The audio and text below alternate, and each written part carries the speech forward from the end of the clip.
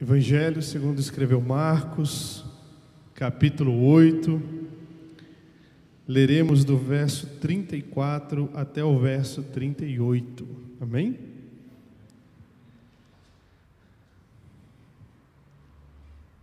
Marcos 8, 34 ao 38. Diz assim a santa palavra de Deus: Então, convocando a multidão e juntamente os seus discípulos, disse-lhes: Se alguém quer vir após mim, a si mesmo se negue, tome a sua cruz e siga-me. Quem quiser, pois, salvar a sua vida, perdê-la-á. E quem perder a vida por causa de mim e do Evangelho, salvá-la-á. Que aproveita o homem ganhar o mundo inteiro e perder a sua alma? Que daria um homem em troca da sua alma? Porque qualquer que nesta geração adúltera e pecadora se envergonhar de mim e das minhas palavras, também o Filho do Homem se envergonhará dele, quando vier na glória de seu Pai com os santos anjos. Amém. Vamos orar? Senhor, eis aqui a Tua palavra, e eu confesso, meu Deus, que eu mesmo estou distante da prática desse texto.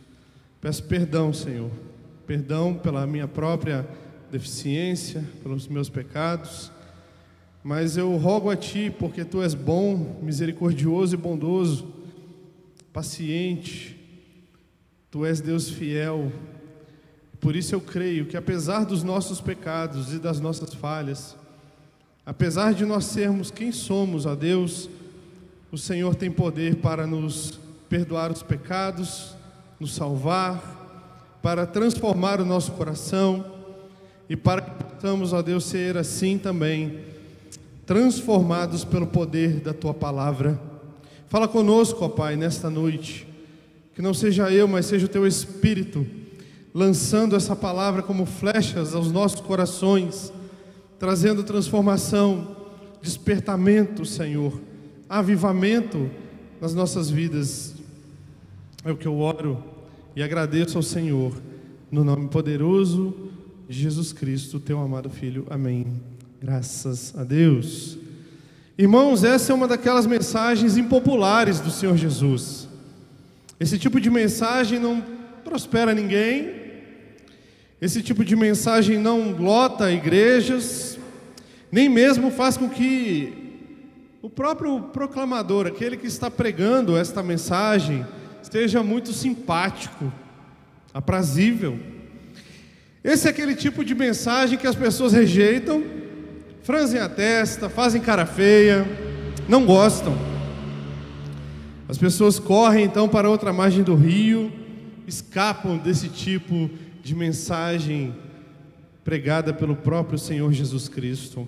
Mas, gostando ou não, irmãos, todos nós devemos ouvi-la, querendo ou não, porque este é um imperativo para todos nós que queremos ser discípulos do Senhor Jesus, para todos nós que queremos de fato ser cristãos bíblicos, cristãos verdadeiros, conforme a palavra exige. Bom, o texto já nos mostra quem está falando, quem está pregando essas palavras. É o próprio Senhor Jesus, é o próprio Messias, é o próprio Deus. Para quem Ele está falando? A quem o Senhor está se dirigindo?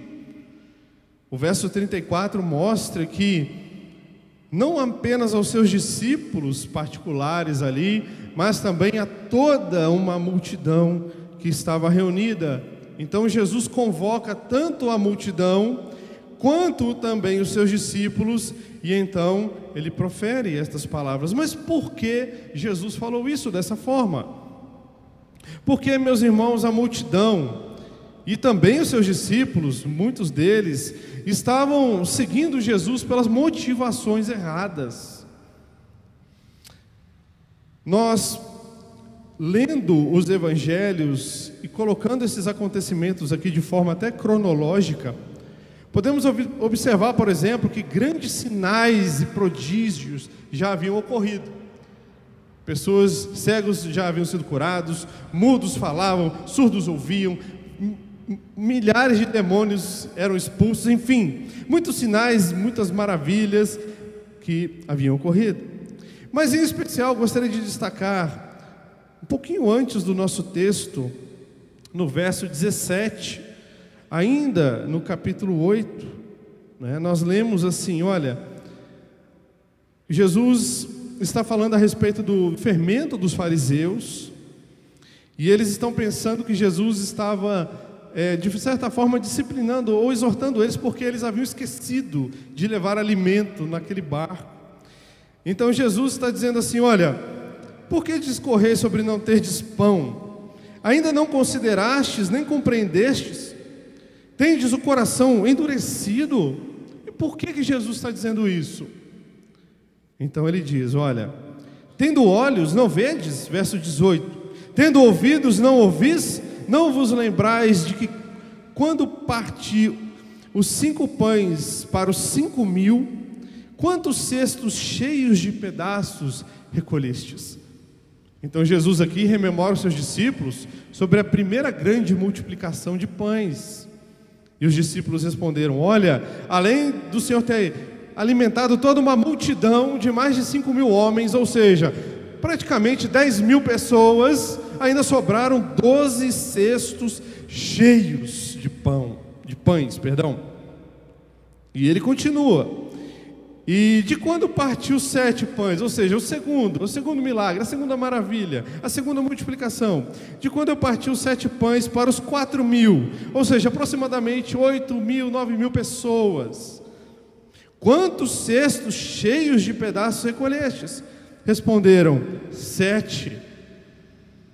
Então Jesus está ensinando, o alimento não era o problema aqui. Ao que lhes disse Jesus, não compreendeis ainda? Vocês ainda não entenderam o propósito do meu ministério? Caminhando um pouquinho, vamos lá, gostaria que você abrisse a sua Bíblia em João, no capítulo 6, deixa o texto de Marcos marcado. Vamos um pouco mais à frente, para João, capítulo 6. Por que João capítulo 6, irmãos? Porque João capítulo 6 está no contexto desse milagre, em que Jesus multiplica os pães e alimenta a multidão. No verso 2 de João 6, diz assim, olha, seguiam numerosa multidão, porque tinham visto os sinais que ele fazia na cura dos enfermos. Então prestem atenção, o próprio texto está dizendo, porque a multidão estava atrás de Jesus? Porque tinham visto os sinais que ele fazia na cura dos enfermos. Então aquela multidão está sendo atraída até Jesus por causa das curas, dos milagres, dos sinais e das maravilhas. Um pouco mais adiante agora, no verso 26, Jesus diz, olha, em verdade vos digo. Ou seja, o que eu estou dizendo é verdade mesmo, está no coração de vocês. Verso 26. Vós me procurais, não porque vistes sinais, mas porque comestes dos pães e vos fartastes. Vocês estão aqui porque vocês tiveram as suas necessidades pessoais, momentâneas e passageiras, supridas por mim. A Escritura diz, irmãos, que Jesus, vendo aquela multidão, ele teve compaixão dela. E ele multiplicou aqueles pães, aqueles peixes com amor no seu coração para alimentá-los. Mas quando aquela multidão agora vem para segui-lo, essa multidão, essa gente toda que está atrás do Senhor Jesus, está atrás dele, e isso são palavras da própria boca de Jesus, porque Jesus tinha suprido as suas necessidades. Meus irmãos, será que nós também não estamos assim hoje? Será que nós não estamos atrás do Evangelho? E será que nós não estamos seguindo Jesus porque é bom para nós? Será que nos dá uma certa vantagem um certo conforto? Será que porque Deus é bom, e Ele é maravilhoso, e Ele é grandioso, e Ele é imensamente e ricamente misericordioso, Ele tem derramado sobre nós bênçãos sem medida, e é por causa dessas bênçãos que nós estamos seguindo o Senhor?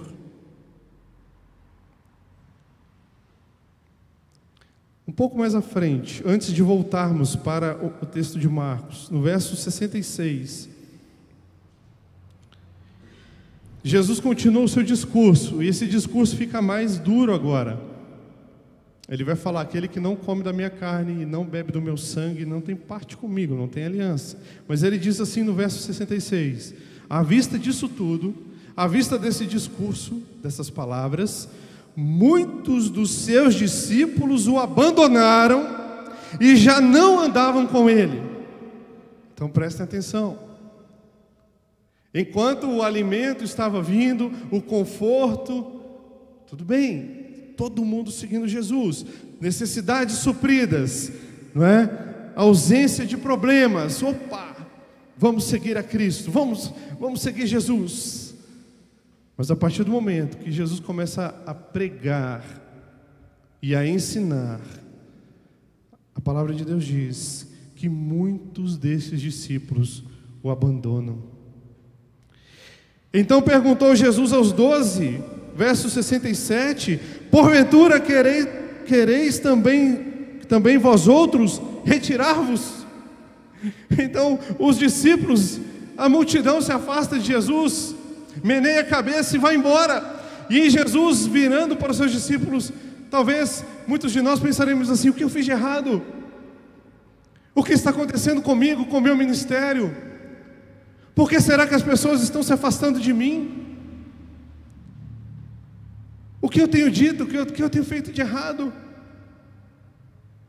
Jesus não, Ele ainda vira para os seus discípulos e pergunta: porventura, quereis também vós, outros, retirar-vos? Fiquem à vontade. Como se diz na linguagem popular, a porta é a serventia da casa, podem ir. No verso 68, a palavra de Deus nos mostra a maravilhosa declaração de Pedro: Senhor, para quem iremos? Tu tens as palavras de vida eterna. O que Pedro está dizendo, irmãos? Senhor, nós não estamos aqui por causa do pão, nós não estamos aqui por causa do peixe, nós não estamos aqui por causa do conforto, nós estamos aqui por causa do Senhor e da sua palavra. Mas é interessante que este mesmo Pedro, que faz essa declaração maravilhosa: para onde nós iremos, Senhor, se só Tu tens as palavras de vida eterna? É o mesmo Pedro que, pouco antes dessas palavras de Jesus, voltando agora para Marcos capítulo 8, é este mesmo Pedro que vai, ouvindo Jesus falar do seu sofrimento e da sua morte num futuro muito breve, Pedro chama Jesus num canto e diz assim: não, Senhor, não faça isso, não, o Senhor não precisa passar por isso, desiste dessa ideia. Ao que Jesus respondeu e chamou a Pedro de Satanás, verso 33, porque não cogitas das coisas de Deus e sim das dos homens? Arreda, Satanás. O mesmo Pedro, é o mesmo que diz: para onde nós iremos, se só Tu tens as palavras de vida eterna? Mas vejam que Pedro agora tenta persuadir Jesus de não cumprir o seu propósito, e agora Jesus, por causa disso, diz: arreda de mim, Satanás. Outra mensagem popular de Jesus. Será que Jesus, nos tempos modernos, nos tempos da psicologia moderna e dos discursos modernos, será que o Senhor Jesus não poderia ter sido um pouco mais amoroso e dito: Pedro, agora você não entende, mas depois você vai entender, Pedro? Vejam que a missão a obra de Jesus era tão crucial, tão importante e tão vital, que o Senhor Jesus, ele não aceita negociar. E aqui ele é duro: arreda, Satanás. Você pensa como os homens, cogita das coisas dos homens e não das coisas de Deus.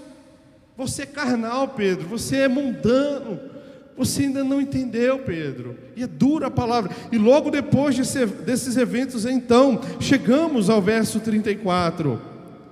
E os discípulos estão ali ouvindo essas palavras, e ele chama a multidão para ouvir também. E agora ele diz: olha, vocês querem me seguir?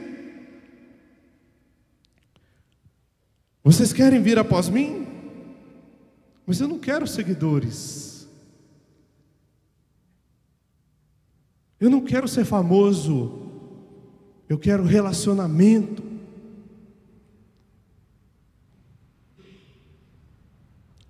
Eu não quero dinheiro. Eu não quero fama. Satanás, quando tenta Jesus, lá em Mateus capítulo 4, ele leva Jesus ao pináculo do templo, diz: olha, se lança daqui, dá ordem aos anjos a teu respeito, e eles vão te sustentar. E Jesus responde: não tentarás o Senhor teu Deus. E depois Satanás mostra os reinos do mundo e diz: olha, tudo te darei se prostrado me adorares. Então Jesus responde: também está escrito: adorarás somente ao Senhor, o teu Deus. Meus irmãos, Jesus não estava na busca aqui de ter um ministério, uma palavra talvez muito dita hoje, relevante, mas Jesus está procurando o discípulo. Ele está lidando com pessoas. Jesus está preocupado não se está faltando apenas o pão material, físico. Jesus está preocupado com a vida daquelas pessoas, com a vida eterna. E Jesus simplesmente não quer uma multidão seguindo Ele, aplaudindo e dizendo: eis o Messias, eis o grande líder, eis o grande rei. Não, Jesus quer discípulos. Você é um discípulo de Jesus?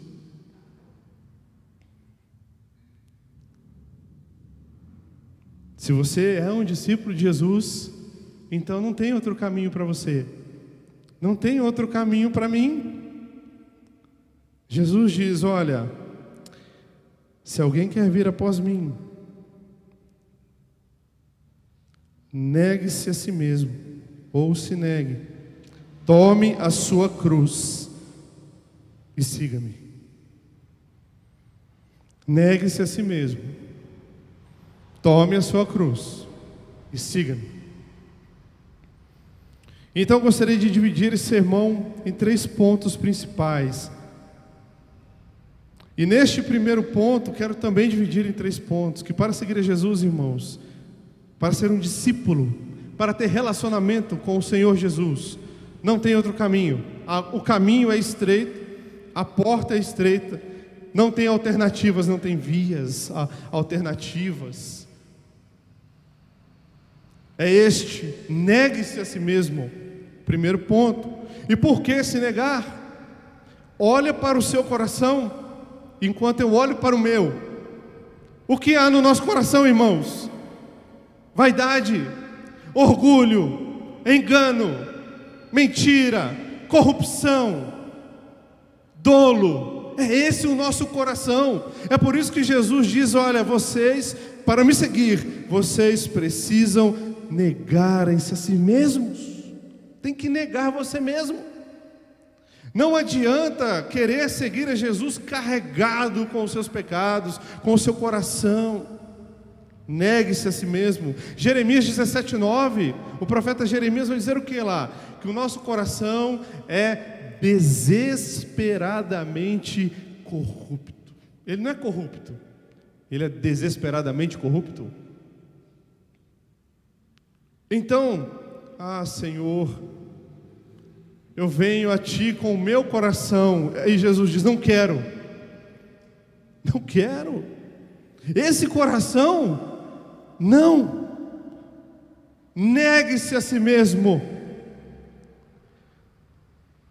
Um pouco antes, em Marcos ainda, vira um pouquinho as páginas da sua Bíblia, no capítulo 7, verso 20. Jesus está falando agora com os fariseus. Os fariseus com suas leis, com seu legalismo, né?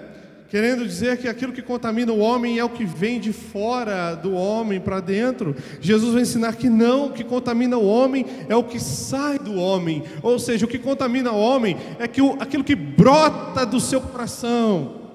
Então no verso 20 de Marcos 7, ele diz, olha, o que sai do homem, isso é o que o contamina. Porque de dentro do coração dos homens, Jesus é o que está dizendo isso aqui, é que procedem os maus desígnios, a prostituição, os furtos, os homicídios, os adultérios, a avareza, as malícias, o dolo, a lascívia, a inveja, a blasfêmia, a soberba, a loucura. Ora, todos estes males vêm de dentro e contaminam o homem. Irmãos, esse é o retrato do nosso coração. Jesus não estava falando dos fariseus, ele estava falando de todos nós caídos em Adão. Então não tem como ser um discípulo, um seguidor do Senhor Jesus Cristo, se nós não negarmos a nós mesmos e abandonarmos essa nossa natureza pecaminosa terrível. Obviamente que conseguiremos isso apenas com o auxílio, a força e o poder do Espírito Santo. Mas a soberania de Deus, irmãos, ela não anula a responsabilidade humana. Deus é soberano, mas você também é responsável. Você precisa negar a si mesmo. Segundo ponto, deste ponto, você precisa tomar a sua cruz. E a cruz, irmãos, naquele tempo, era um instrumento de morte, onde o Império Romano crucificava, judiava das pessoas, dos malfeitores, daqueles que eram considerados malfeitores, pessoas más e perversas. As pessoas eram penduradas na cruz e ficavam horas e horas e horas agonizando até morrer. A cruz é instrumento de morte. A cruz não é uma rede que nós deitamos e descansamos. A cruz é morrer.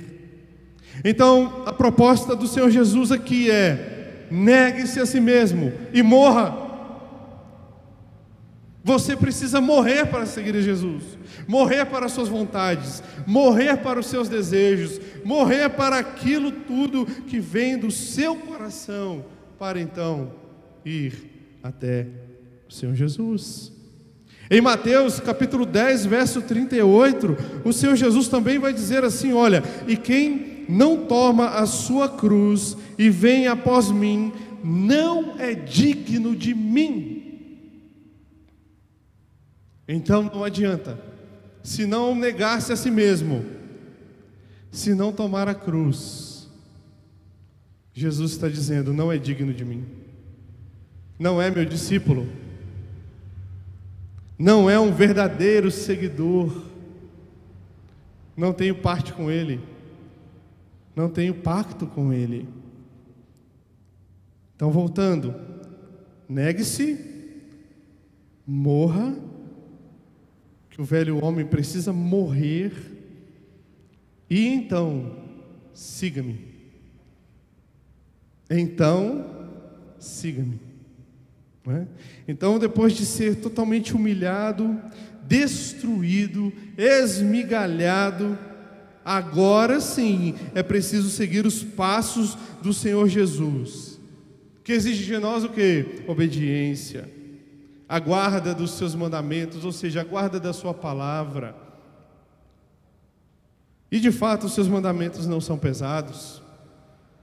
Jesus disse: olha, vinde a mim todos vocês que estão cansados, vocês que estão sobrecarregados, Eu sou manso e eu sou humilde de coração. O meu jugo é suave, o meu fardo é leve. Mas você não pode ir até Jesus sem um coração arrependido, quebrantado, contrito. Você não pode ser um seguidor de Jesus se você não destruiu o seu eu, se você não matou o seu eu. Você não pode ir até Jesus, segui-lo, para ser um discípulo dele, se você não morreu. Em Gálatas capítulo 2, versos 19 e 20, o apóstolo Paulo diz assim: olha, eu estou crucificado com Cristo, logo já não sou eu quem vive, mas Cristo vive em mim. E qual a consequência disso? E esse viver que agora tenho na carne, vivo pela fé no Filho de Deus, que me amou e a si mesmo se entregou por mim. Então a sua morte pessoal para Cristo é um viver agora para fazer a vontade de Deus. E como que é esse viver para fazer a vontade de Deus? É um viver santo.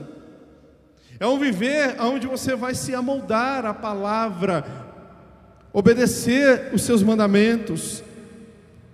E é óbvio, irmãos, que esse processo chamado santificação não está exigindo de você perfeição plena, porque é impossível, antes da glorificação. Mas, lembrem-se, apesar da santificação, também ser uma obra de Deus em você, também ser uma obra pelo poder do Espírito Santo, isso não anula a nossa responsabilidade diante de Deus. Porque a mesma Bíblia que diz que Deus é soberano e Ele nos salva, Ele nos transforma, Ele nos regenera, Ele aplica a fé no nosso coração, é a mesma Escritura que diz: sede santos, porque eu sou santo. Então, sim, é esforço, dedicação. Você precisa matar a sua carne, o seu desejo, a sua vontade.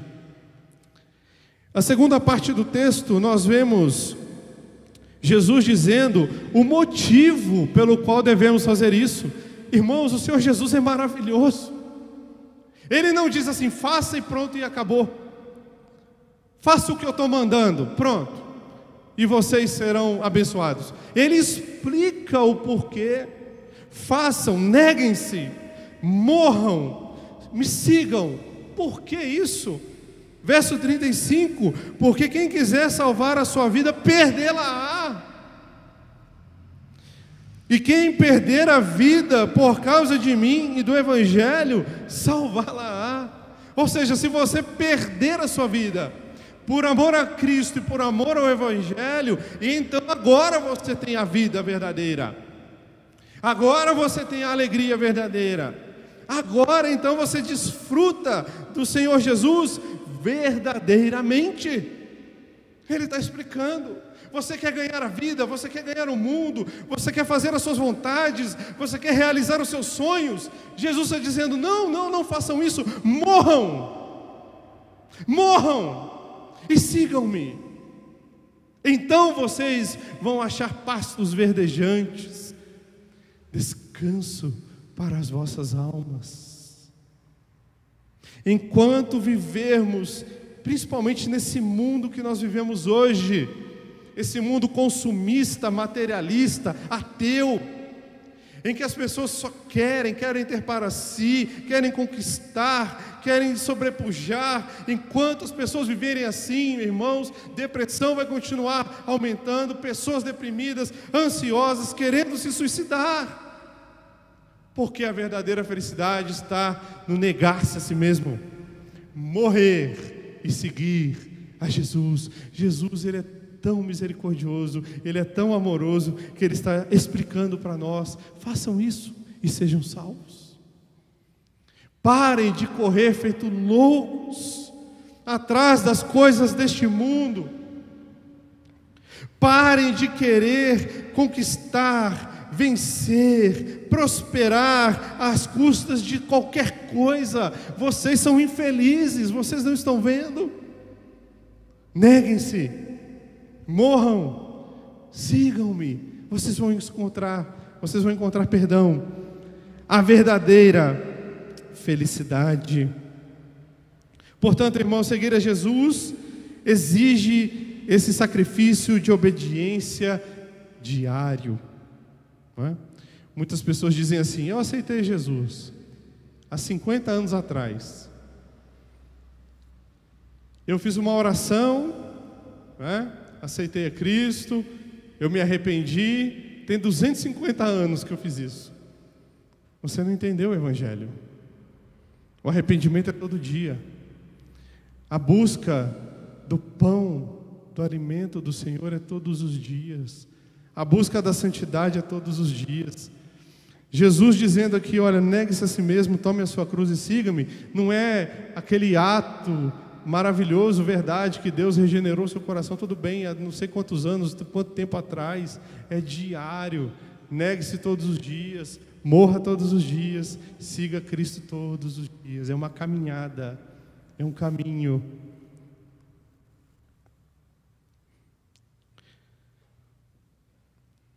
Ele diz no verso 36: o que aproveita o homem ganhar o mundo inteiro, perder a sua alma? O que daria um homem em troca da sua alma? Irmãos, quantas pessoas nós vemos hoje que tem muito dinheiro, e o seu dinheiro compra o que ela quiser, quando ela quiser, da maneira que ela quiser, e essas pessoas são infelizes, são vazias de propósito, significado.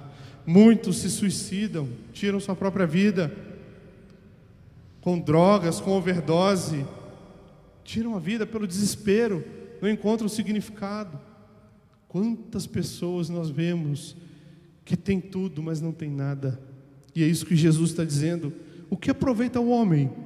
Ganhar o mundo inteiro e perder a sua alma? O que daria um homem em troca da sua alma? Ou seja, qual é o preço que tem que ser pago? Imagine uma pessoa muito rica e ela dissesse assim: eu quero ser feliz, eu quero ser pleno, eu quero ter ausência de tristeza, ansiedade, angústia. Quanto eu tenho que pagar por isso? O que daria o homem em resgate da sua alma? Irmãos, dinheiro nenhum pode comprar.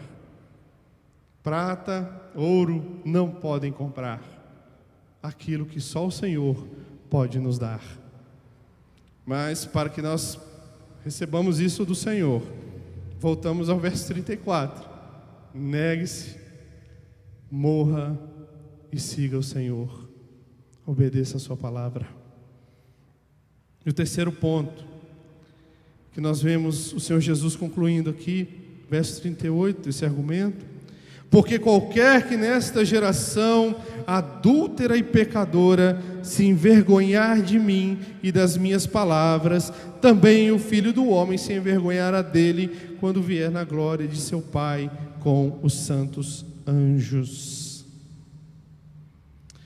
De fato, irmãos, este ato de negar-se a si mesmo, de morrer por causa do Evangelho, é um ato de humilhação. As pessoas do nosso tempo, principalmente, elas vão olhar e dizer o quê? Você, um cristão? Que isso? Você acredita nesse livro?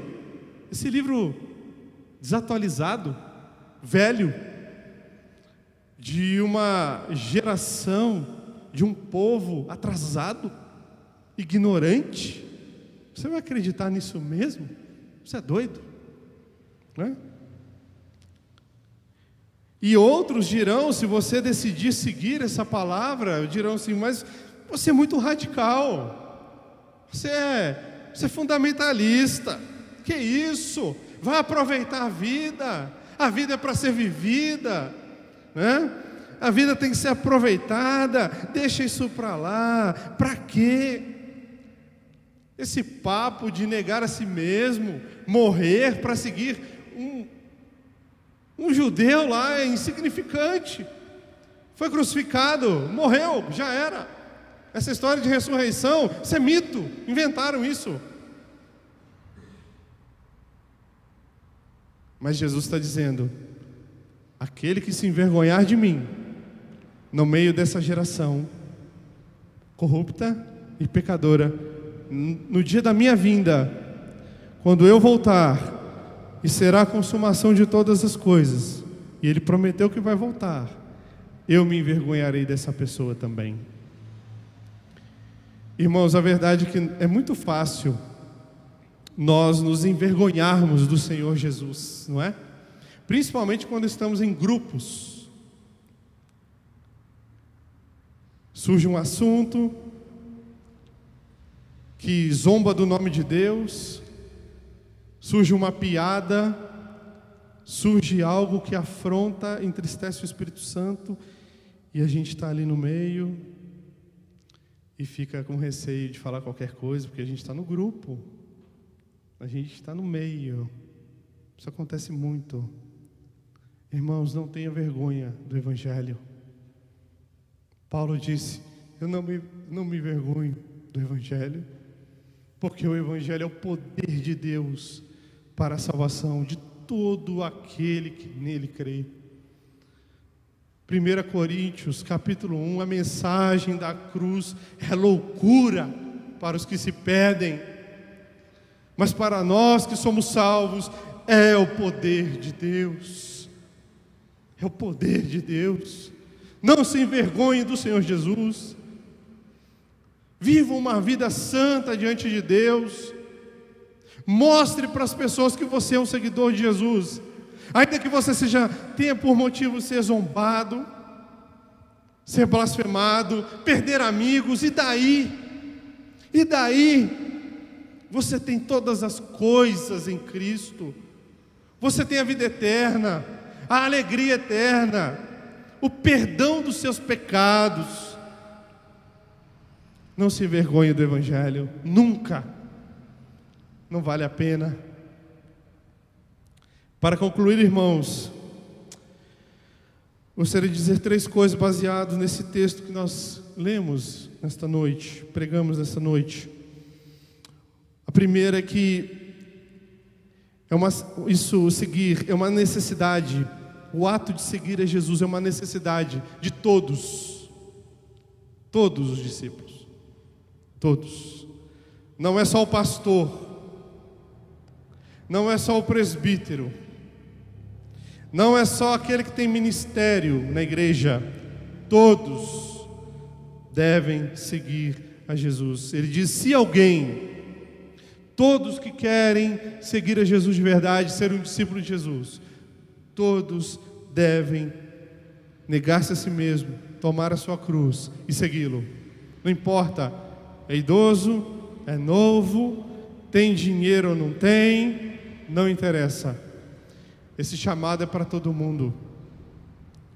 Não é só para aqueles que aparentemente têm um certo destaque na igreja ou na vida cristã. É todos. O chamado é para todos os discípulos. Neguem-se, tome a sua cruz, siga o Senhor. Uma segunda questão é que nós devemos viver uma vida de reverente obediência, porque as ovelhas que pertencem a Cristo, irmãos, são por Ele conhecidas. As suas ovelhas ouvem a voz do seu pastor e o seguem alegremente, sem murmurar. O chamado é eficaz, convencendo as suas ovelhas de seus pecados e da sua miséria pessoal, iluminando as suas mentes com o conhecimento salvador do seu pastor, renovando os seus desejos, capacitando-as a abraçá-lo, abraçar o Senhor, este que é livremente oferecido no Evangelho. As ovelhas do Senhor Jesus não olham para as dificuldades e barreiras que parecem intransponíveis aos olhos humanos para seguir o Senhor. Ninguém pode arrebatar as suas ovelhas das suas mãos. Elas são frágeis, É verdade. As ovelhas do Senhor são frágeis, são fracas, e elas não podem suportar pequenos tocos de madeira, quanto mais cruzes pesadas. Mas o Senhor Jesus disse: o meu jugo é suave e o meu fardo é leve. E com certeza absoluta, o seu pastor concederá às suas ovelhas a vida eterna. E para encerrar, o terceiro ponto, um compromisso com ação. Seguir a Jesus demanda atitude, ação. Os discípulos do Senhor Jesus devem tomar positivamente a cruz e negar-se em todas as áreas. Não é uma atitude passiva, mas ativa.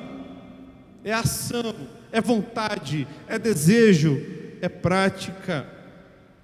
Isso é necessário na oração, isso é necessário cultivando uma mentalidade celestial. Levanta os pensamentos cativos a Cristo, doando-se sacrificialmente para o trabalho do reino, mantendo o dia do Senhor santo, ou testemunhando para Cristo. Jesus chama as suas amadas ovelhas para segui-lo, e isso é uma vida de movimento positivo para frente, é atitude, é vontade, é desejo. Você é uma ovelha do Senhor Jesus? Você é um discípulo? Negue-se a si mesmo, tome a sua cruz e siga-o.